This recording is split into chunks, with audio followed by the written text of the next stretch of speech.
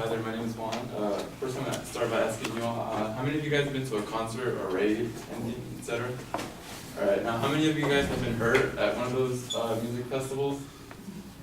Oh, okay, a couple of you guys. Well, my topic today is going to be the danger of mosh pits in music festivals and starting to ban them because they're really problematic. The reason why they're so problematic is because there's many reasons why. First of all, they're not really safe for the environment, and if somebody does get up and hurt, it affects the the concert promoters, the bands, the artists, everybody gets affected. Also, many people do end up getting hurt, and that's a big one up high ever since like the late 1900s. Another reason why is because they promote really negative connotation for music festivals.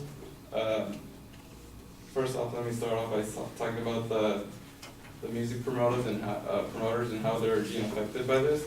For example, on July 20th of 2010, there was an incident in Warped Tour where this minor he was trampled by the mosh pits, and he ended up fracturing his bones, broke both his shoulders, and had to get surgery to fix him.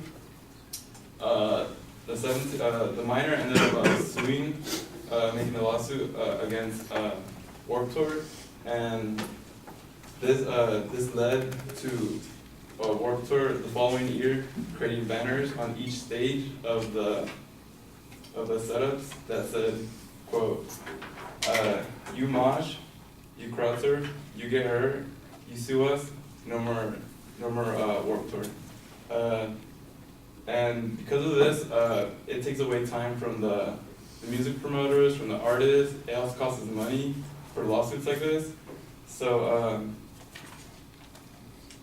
basically a waste of time and pretty negative for the bands and the music promoters. Also, the number of mosh pit injuries have been increasing ever since the late 1900s. There's a study, according to the Occupational Safety and Health Administration, said that crowd management strategies estimate that 10,000 people have been injured in and around mosh pits in the last decade. And about 10 deaths have happened since then as well. And according to CBS News, in 2007, at a Smashing Pumpkins concert in Vancouver, a 20-year-old man he passed away in one of the concerts due to a really massive mosh pit. The band showed a lot of resentment. For the next concert they did, they mentioned it, and they told the people that they weren't for mosh pits, so they wanted to make it kind of less.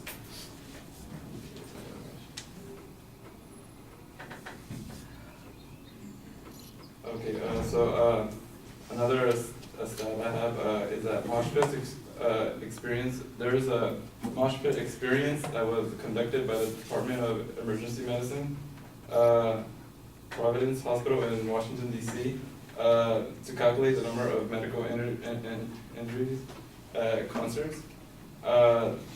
And the experiment was for 3 concerts and a 4-day event.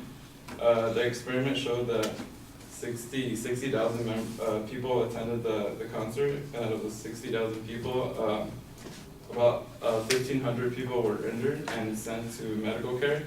Out of those 1,500 people, 2.5% of them were rushed to the hospital, and about 75% of those rushed to the hospital were due to mosh pits, anything related to mosh pits, showing that just in a 4-day event, many people could be sent to the hospital due to mosh pits. Another reason why they're not safe is because they promote a bad image, a negative image on music festivals in general. For example, the EDM music community is also being affected negatively upon this.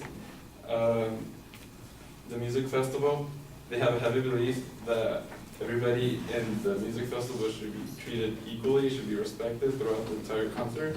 And moshing is adding a very negative behavior to this belief and making people believe that they're kind of they're not being right to what their motto is of their EDM music festivals.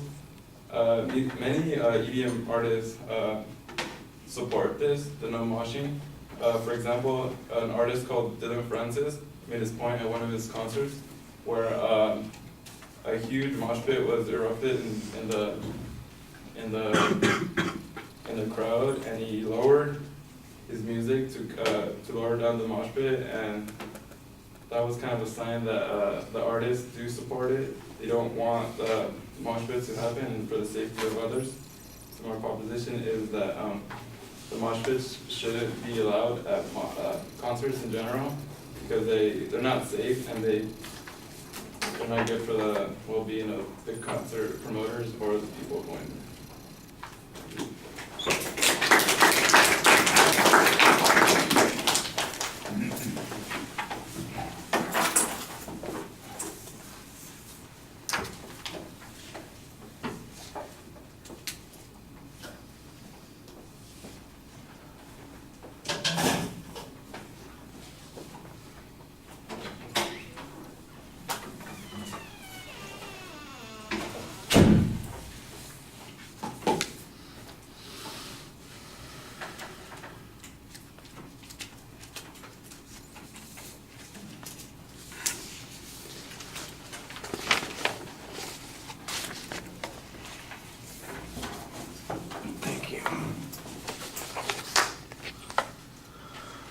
All right, well, I thought that it was okay to introduce the subject the way you did. That was fine. I think you need to be a little bit clear about what your point of view is on the proposition. I thought the topic is identified, and then once you get to the proposition, it's a claim of policy. So that's a little problematic. You're supposed to have a claim of fact. I do think that the supporting points for the most part are issues of fact, so it shouldn't be hard to find an issue of fact that would fit those 2 points together, and that's the way you would want to develop maybe the proposition for the argument. There is a preview because of that, those supporting claims. However, when you get to the body of the speech, the first point is labeled. I thought that was good, but the second point was not very clearly labeled in the body of the speech, and it just seemed like the information started running together. And I know that you've got a distinct point there about the safety issue because there's a lot of information that is specific to that particular point, and the information about the impact on the producers, the musicians, and the venues is all very speculative and hypothetical in nature. So it's easy to distinguish primarily because of the evidence that you're using, not because of the way that you've presented the supporting claims. I think that one of the other problems is that you don't always come right out and say what the claim is. You are mostly presenting secondary information and hoping that we're going to make the inference about what it is that you're saying there. And for an oral argument, it's much easier and clearer if people will use declarative sentences to make their points valid. The evidence that you cited, I thought, was excellent. You had a lot of examples. There was surprisingly good statistical information on the number of people who have been injured, hurt, primarily as a result of moshing at concerts. I thought that you did a good job developing information there. Like I said, good factual data, although sometimes the sources on that were lacking, but usually you provided sources for a study or for some statistic that's being presented, and I thought that that worked pretty effectively.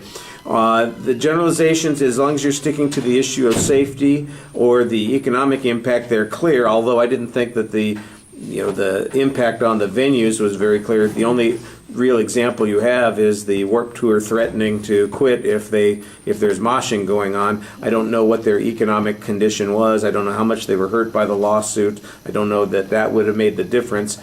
It's an indicator. I just think you need a lot more information that's stronger on that. The argument that the mosh pits are dangerous or that kind of activity is problematic, I thought that you did a much better job developing that point. All right, thank you.